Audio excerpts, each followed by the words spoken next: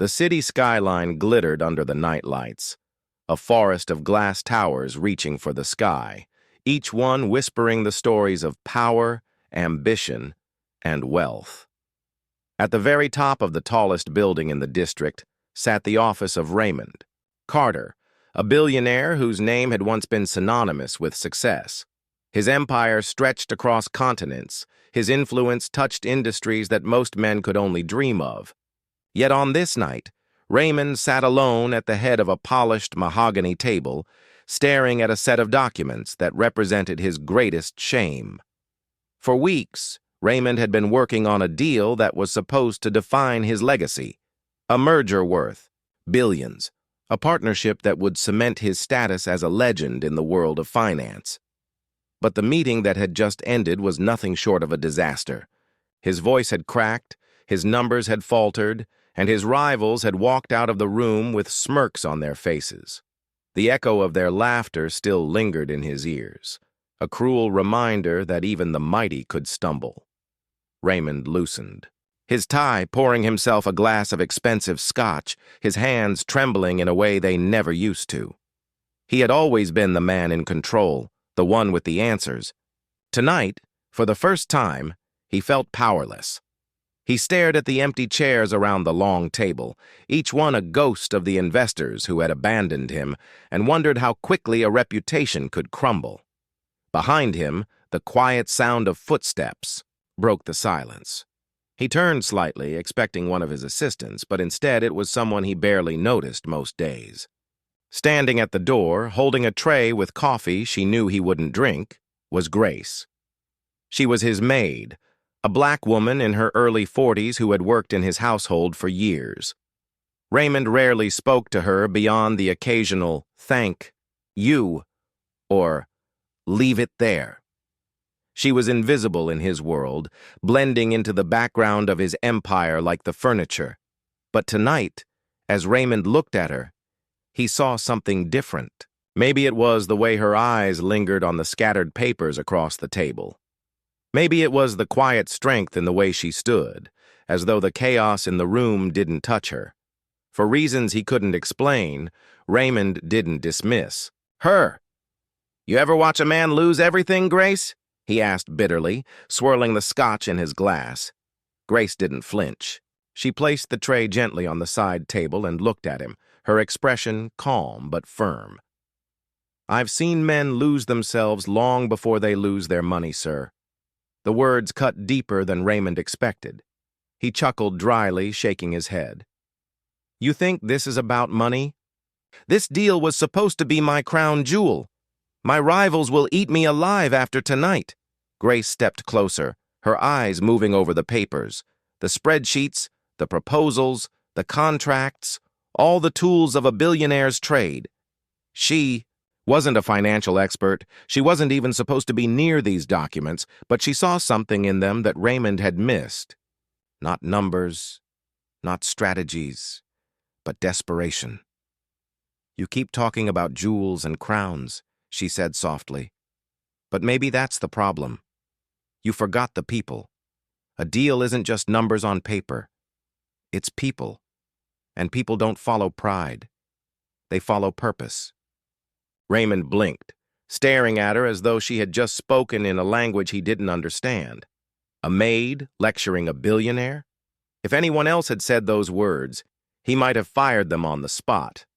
But something about the way Grace said it, without fear, without hesitation, made him pause.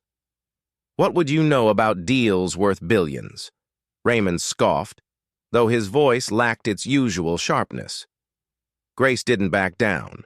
She met his gaze steadily. "I don't know about billions, but I know about people.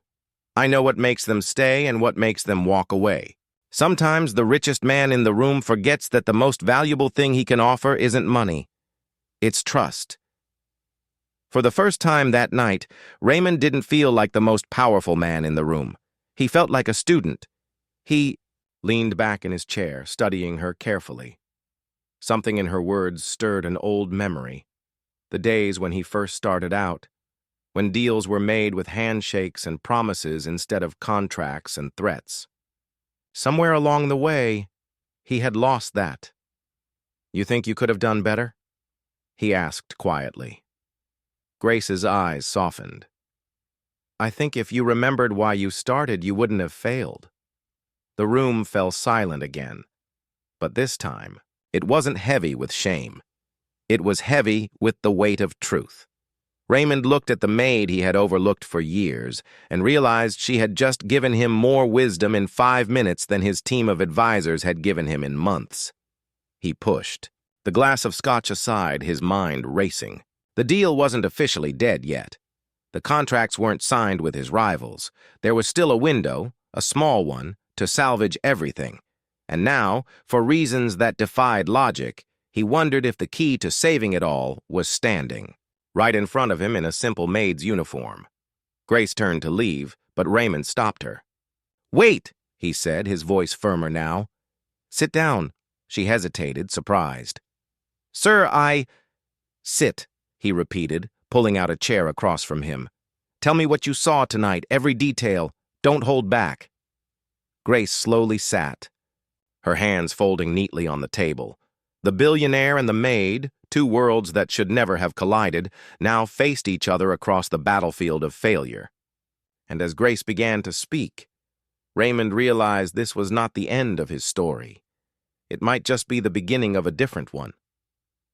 The clock on the wall ticked past midnight. Outside, the city pulsed with life, unaware that inside this room, a billionaire's fate was about to be rewritten. Not by money, not by power, but by the voice of a woman the world had ignored. The silence between Raymond and Grace stretched long, the air heavy with an unspoken tension. Raymond was not used to being challenged. In boardrooms, in negotiations, in every corner of his life, he had always been the one with the loudest voice and the sharpest words.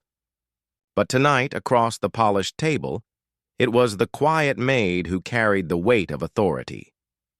Grace leaned forward slightly, her eyes never leaving his. "You lost the deal because you treated it like a transaction," she said slowly, her voice measured. "To you, it was about numbers. To them, it was about vision. You couldn't make them believe in you because you don't believe anymore yourself." Raymond frowned, his jaw tightening. "I gave them the facts, the forecasts, the returns. What else was I supposed to give them? Fairy tales?" Grace shook her head gently. "Stories, not fairy tales. Stories they could belong to. People don't buy numbers, Mr. Carter. They buy meaning. And you've forgotten how to give meaning." The billionaire leaned back in his chair, the leather creaking beneath his weight. He wanted to argue, to dismiss her words as naive. But deep down, he knew she was right. The meeting earlier that night replayed in his mind, the blank stares of investors, the impatient glances at their watches, the way they leaned away from him as if his words carried no gravity. He hadn't inspired them. He had bored them. "What would you have done differently?" Raymond asked, his tone edged with challenge. Though part of him craved the answer, Grace didn't hesitate. "I would have started with them, their fears, their hopes, their needs. You tried to impress them with what you had built, but what they wanted to hear was what you could build with them. That's the difference." Her words sank into him like stones dropped into still water, rippling through the memories of his early career. Back then, he had been that man. The dreamer, the storyteller, the visionary who made people believe they could change the world together. But the higher he climbed, the more he had clung to power, forgetting the human side of business. Raymond rubbed his temples. "Even if you're right, it doesn't matter. They walked out. It's over." Grace's eyes narrowed, a quiet fire sparking in them. "It's only over if you stay sitting here with your drink, feeling sorry for yourself. If you want to fix this, you have to move now." Her confidence startled him. It was as though she wasn't just speaking to him, she was commanding him. "Move how? Call them back? Beg them to listen?" "Not beg," Grace corrected firmly. "Show them something real, something they didn't expect. You have to remind them that behind all the glass towers and the billions, you're still a man with a vision. Raymond leaned forward, intrigued despite himself. And what do you suggest I do? Grace glanced at the documents again. Tomorrow morning, those investors will be at the Global Finance Summit downtown. They'll be listening to polished speeches and rehearsed promises all day. If you want to reach them, you have to break through the noise. Speak from the heart. No numbers, no graphs, just truth. Raymond laughed bitterly. Truth doesn't close billion-dollar deals, Grace. Her gaze sharpened, cutting through his cynicism. Maybe not. But lies don't keep them either. For the first time in years, Raymond found himself speechless. He studied her carefully. This woman who dusted his shelves and polished his silver, now daring to tell him how to salvage the crown jewel of his empire. And yet every word she spoke rang truer than the empty advice of his high-priced consultants. "You really believe I can still win them?" he asked softly. Grace tilted her head, her voice calm but unwavering. "I believe you can, if you let go of your pride long enough to listen." The words hit him like a punch. Pride. That was the very thing that had fueled his rise, and the very thing that had just brought him down. Raymond exhaled slowly, his chest tight. "If I do this, I'd need someone to help me, to keep me grounded. Someone who can remind me when I'm slipping back into old habits." Grace looked at him with quiet surprise. "You're asking me?" "Yes," Raymond said, his voice steady now. "I've heard the voices of 100 advisors. None of them saw what you saw tonight. None of them told me the truth like you did. So yes, I'm asking you." For a long moment, Grace was silent. She had lived her life in the shadows of men like Raymond, cleaning up their messes, watching their triumphs and failures from the sidelines. Never in her wildest dreams had she imagined being invited into the center of the storm. But there was something in his eyes tonight, desperation mixed with a flicker of humility, that made her believe this was not just about saving a deal, it was about saving a man. "All right," she said finally, her voice steady. "But if I do this, you have to promise me one thing." Raymond arched an eyebrow. "And what's that?" "No masks," Grace said firmly. "No performance, no ego. You speak to them like you spoke to me tonight, stripped of everything but the truth." Raymond nodded slowly. "Deal." A faint smile touched Grace's lips. "Then we'd better start preparing." The clock ticked past 1 a.m. as the billionaire and the maid sat across from each other, diving into a world neither of them could have predicted. Grace coached him not on numbers or slides, but on words, on tone, on how to reconnect with the part of himself he had buried under years of arrogance. She reminded him of the first company he had built, the promises he had made to his first investors, the late nights when all he had was a dream and a relentless belief. Raymond listened. For once in his life, he listened. By the time the first light of dawn crept through the skyscraper windows, Raymond Carter no longer looked like a broken man. His shoulders were squared, his eyes sharper, his voice steadier. He was ready, not as the billionaire untouchable, but as a man who had failed, learned, and found his way back. And as Grace gathered the empty coffee cups and neatly stacked the papers, she knew something had shifted. Tomorrow, when the world watched Raymond Carter step onto that stage, they would not just see a billionaire. They would see a man who had been saved by the truth of someone the world had overlooked. The maid who had been invisible was about to become his greatest strength. The morning of the Global Finance Summit arrived cloaked in a restless energy. The city buzzed with anticipation. Limousines lined the streets outside the Grand Convention Center, their polished frames reflecting the early sunlight. Inside, the atmosphere was electric. Hundreds of the world's most powerful investors, CEOs, and leaders gathering beneath a glittering chandelier that hung like a crown over the vast hall. For Raymond Carter, this day felt like judgment. The deal he had fumbled last night had already traveled through whispers and rumors, each retelling painting him weaker than before. To most of the people gathered here, he was no longer the unstoppable giant. He was the man who had cracked under pressure. In his hotel suite across the street, Raymond stood before the mirror, adjusting his tie for the 5th time. His hands trembled slightly, betraying the nerves beneath his otherwise composed appearance. He glanced sideways at Grace, who sat calmly by the window, her maid's uniform replaced by a simple navy dress that Raymond's assistant had brought for her. She looked out of place in the world of wealth and opulence, and yet her presence steadied him more than anything else. "You don't have to be perfect," Grace said softly, noticing his hesitation. "You just have to be real. Remember what we practiced. Speak to their hearts, not their wallets." Raymond nodded, drawing in a long breath. "Hearts, not wallets," he repeated under his breath, like a mantra. When they arrived at the summit, the massive hall was already filled with murmurs and clicking cameras. Raymond could feel the weight of every eye turning toward him as he entered.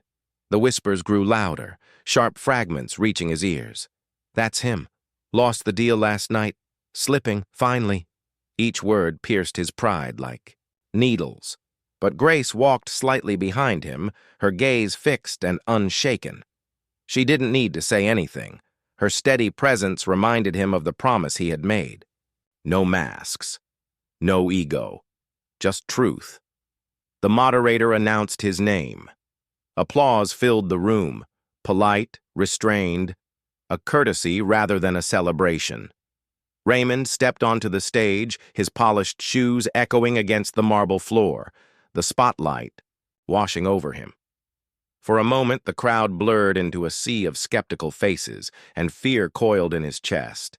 Then, from the corner of his vision, he caught Grace's eyes. She gave the faintest nod. It was enough. Raymond placed his hands on the podium, but instead of launching into slides or figures, he pushed the prepared notes aside. His voice, when it came, was quieter than expected, yet it carried. "Last night," he began, "I failed." A ripple of surprise moved through the audience. No billionaire ever opened a speech with failure. The hall grew still. Cameras zoomed. I walked into a room with brilliant investors," Raymond continued, his tone steady but stripped of arrogance. "And I gave them numbers, forecasts, and charts. I spoke to their minds but not their hearts. And they walked away. They were right to." Gasps and murmurs spread through the hall. This was not the Raymond Carter they knew. This was a man exposing weakness before an audience that feasted on strength. Raymond let the silence hang for a moment before speaking again.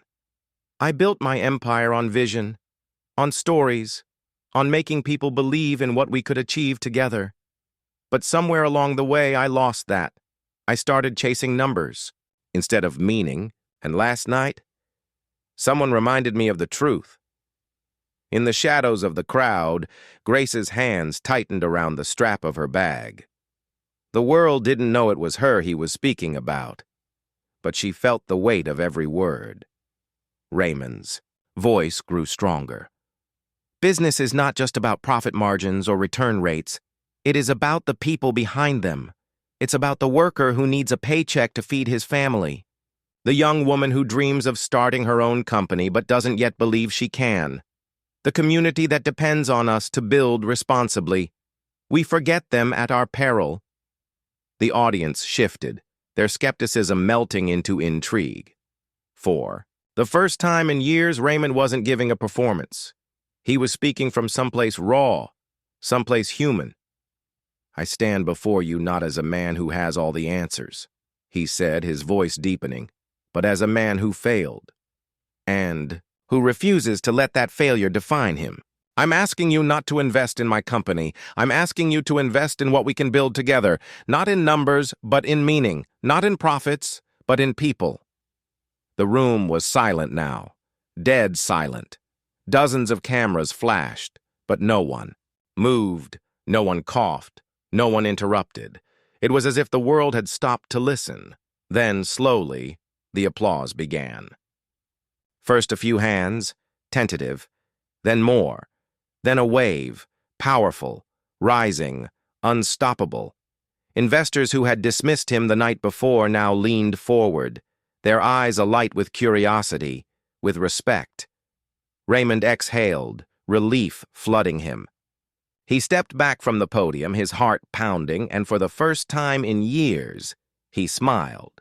Not the practiced, hollow smile of a billionaire, but the genuine smile of a man who had found his way back. As he walked off stage, cameras followed. Reporters shouted questions, investors rushed forward with renewed interest.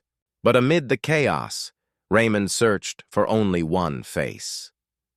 Grace stood quietly at the side of the hall, half hidden in the shadows. She didn't clap or cheer. She just met his eyes, her expression calm, proud, and steady. In that silent exchange, Raymond knew the truth. He hadn't just salvaged his reputation or saved a deal. He had rediscovered the very thing that had once made him great. And it had come not from consultants or advisors, but from the words of a black maid the world had ignored. Grace turned away first, slipping quietly toward the exit, as though she had never been there at all. But Raymond knew he would never forget. The echo of applause from the global summit still lingered in Raymond Carter's ears as he returned to his hotel suite. For the first time in months, maybe years, his chest felt lighter. The headlines were already spreading like wildfire across the globe. Carter admits failure in front of world leaders. From arrogance to authenticity, Billionaire stuns summit audience. But with the light came the shadows. For every voice praising his honesty, there were others sharpening their knives. Commentators on late-night news programs debated whether his speech had been brilliance or desperation. Investors questioned if his newfound humility was genuine or simply a ploy to mask decline. Social media churned with opinions, some admiring, some mocking. Raymond sat before the television, watching the endless debate swirl around his image. His jaw clenched. He had stood before the world and spoken his truth. But the world wasn't done testing him. Behind him, Grace moved quietly, setting a cup of tea on the table beside him. She didn't ask if he was all right. She didn't need to. Her calm presence said enough. Finally, Raymond sighed, muting the television. "They think I'm weak," he muttered. Grace's voice was steady. "They think you're human, and that scares them more than anything." He turned to look at her, searching her face. "Do you realize what you've done? One night of your words changed everything, but now they'll expect more. The investors will demand it. The board will demand it. I can't lean on you forever." Grace tilted her head slightly, her eyes never wavering. "Maybe the question isn't whether you can lean on me. Maybe it's whether you're willing to keep listening." The next morning, the tests came faster than either of them expected. At the breakfast conference organized after the summit, investors lined up with sharp questions. Gone was the applause and admiration. This was the battlefield of business, and they wanted answers. "Mr. Carter," one investor challenged, his voice echoing through the hall, "your words yesterday were inspiring, but inspiration doesn't pay dividends. Where is the strategy?" "Your empire has been declining for 2 years," another said bluntly. "What do you actually have to offer us that can turn this around?" The questions stung, each one a reminder that words alone couldn't erase years of arrogance or recent failures. Raymond felt his confidence falter, the old pressure clawing at him again. His throat tightened as he searched for the polished business jargon he once relied on, but the words wouldn't come. And then, from the back of the room, Grace's voice rang out. She hadn't been invited to speak, nor was she part of the meeting. But something in her tone silenced the room instantly. You ask what he has to offer? Grace said, stepping forward slowly, her maid's uniform gone but her quiet dignity unmistakable. He has the courage to admit he was wrong. He has the strength to stand in front of the world and strip away his pride. Do you know how rare that is among men with power? Gasps rippled through the hall. A maid speaking to billionaires? To investors worth more than nations?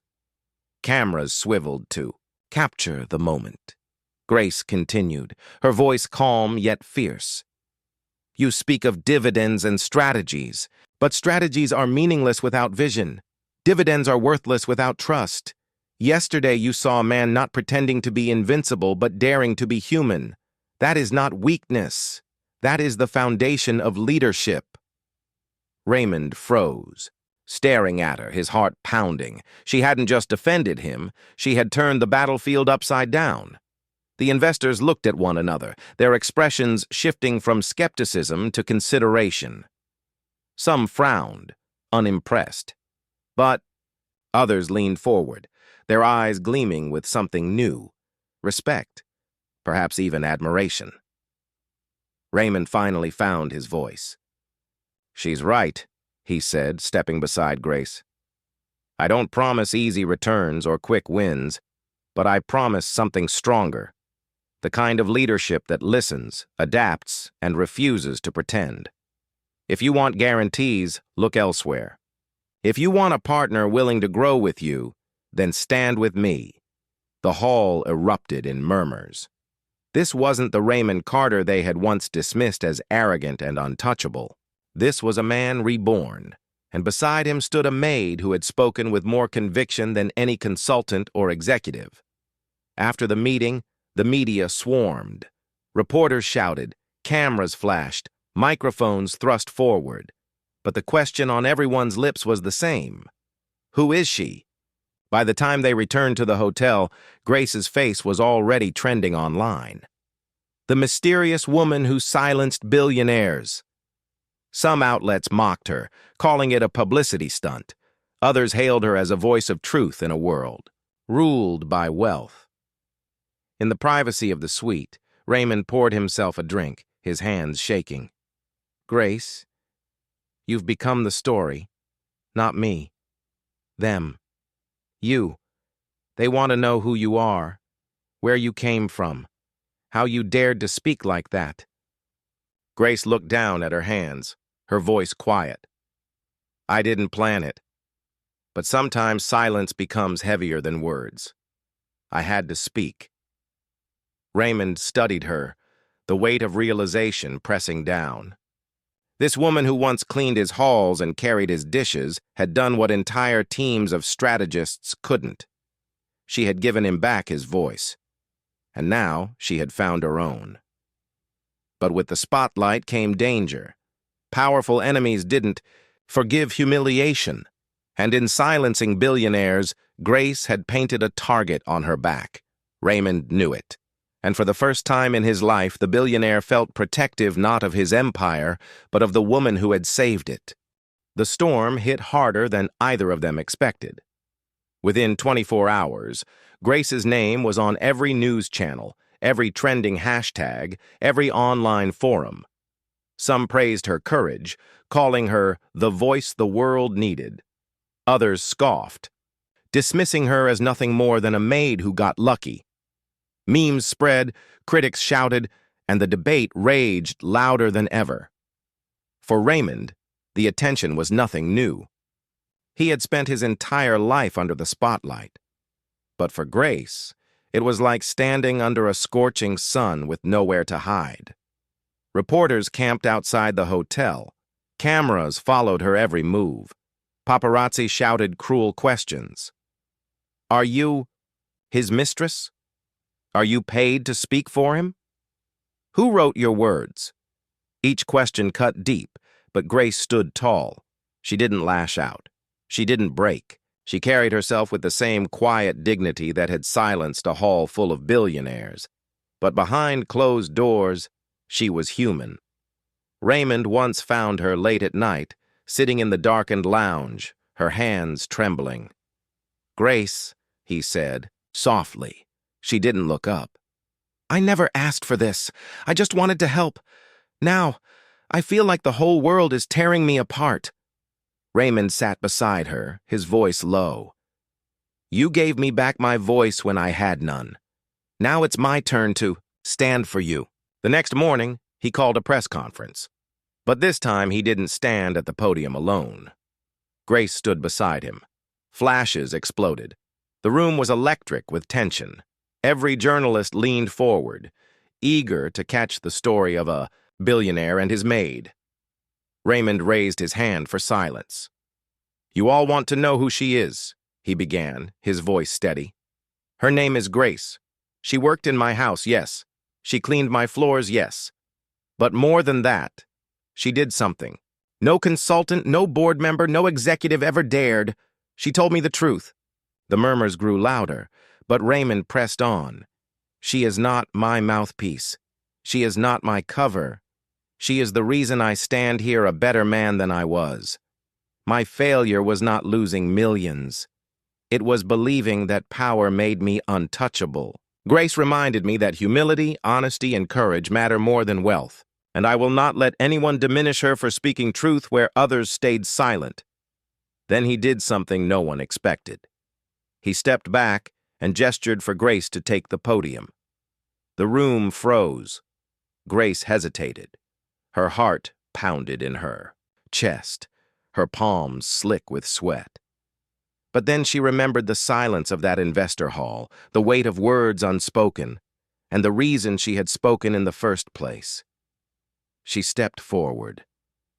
I never wanted to be here, she began quietly. I never wanted lights or cameras. But I watched a man who had everything forget what really matters. And I spoke because silence would have been worse than fear. Her voice grew steadier, each word sharp, clear, undeniable.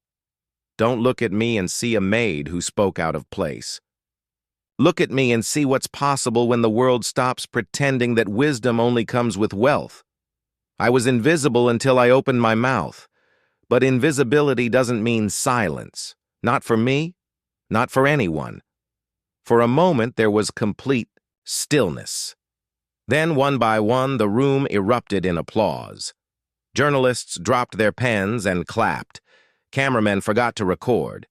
Even Raymond, standing just behind her, felt his chest ache with pride. The story spread faster than wildfire. This time it wasn't framed as a billionaire's downfall. It was framed as something greater. The maid who taught the world. A lesson. Grace's speech was replayed across continents, translated into multiple languages, quoted by leaders and activists alike. And as her words traveled, something unexpected happened. Investors began to call not to withdraw, but to return. They saw in Carter Industries something they hadn't seen in years, not a company built only on numbers, but on a new kind of vision. A vision shaped not just by wealth, but by truth. Raymond watched as his empire, once crumbling, began to rebuild itself piece by piece. But for him, the empire was no longer the prize. The prize was the woman who had stood by him, lifted him, and reminded him what true strength looked like. One evening, weeks after the storm had begun to calm, Raymond found Grace on the hotel balcony, staring at the city lights below. They still talk about me, she said softly. But not as a maid anymore, as if I'm something more. You are something more, Raymond said, stepping beside her. You always were, she looked at him then, her eyes searching. So what now? Raymond smiled faintly, the kind of smile that carried both weariness and hope. Now we build. Not just my empire, not just your voice, but something that proves the world was right to listen. Grace took a deep breath, the weight of the journey settling in her chest. She had gone from cleaning halls to standing in front of nations. And though the path had been terrifying, exhausting, and nearly unbearable, she had not broken. The billionaire had failed. But the maid had shown the world that failure could become the foundation for something greater. And as the Night spread its quiet over the city. Grace realized something she had never dared to believe before, that her words, her truth, and her courage had changed not just one man's destiny, but the destiny of everyone who had listened. The maid who once lived in silence had become the voice that shook the world.